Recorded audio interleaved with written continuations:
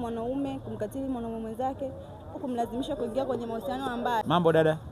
Poa, vipi? Unaitwa nani? Naitwa Zuena. Zuena. Sasa dada Zu, kuna kitu shai kusikia, nafikiri unakisikia mara kwa mara, kinachohusiana na ukatili wa kijinsia.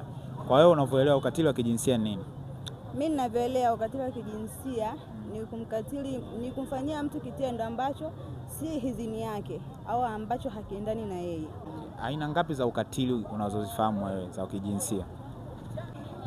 Kuna ukatili wa kijinsia ni kwamba labda tuseme mwanaume kumkatili mwanaume mwenzake au mzazi kumkatili mtoto wake, kumfanyia kitu ambacho hahitaji kwa huo wakati, au kumlazimisha kuingia kwenye mahusiano ambayo hana uhitaji nao kwa huo wakati, au bado ni mdogo na anahitaji mzazi wake, yani anamuingiza kwenye mahusiano kwa niaba yake na mahitaji yake muhimu. Yani hajali mtoto wake, ila anamlazimisha kutokana na yeye mahitaji yake.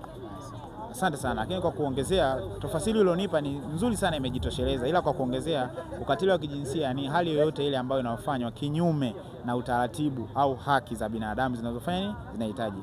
Japokuwa hii inaathiri jinsia zote, japokuwa wanawake, watoto na wazee ndio wanaathirika sana. Sawa? Na aina zake, kuna ukatili wa kijinsia kimwili, kihisia au kisaikolojia, kisheria, sawa, kijamii, sawa, kingono.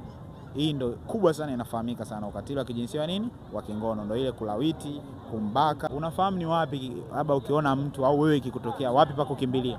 Ni sehemu salama kama polisi. Sana sana polisi ndio sehemu ukimbilia, kwa sababu unaenda kule kushtaki ili nipate haki yangu na usalama wangu. Nini unawashauri jamii? Neno la mwisho kwa jamii kwa siku ya leo kuhusiana na ukatili wa kijinsia mwaka 2026. Mwaka 2026 nachowashauri tusiendelee na hayo mambo, kwa sababu ni mambo ambayo hayapo kijamii na hahitajiki na yanatoa athari pia.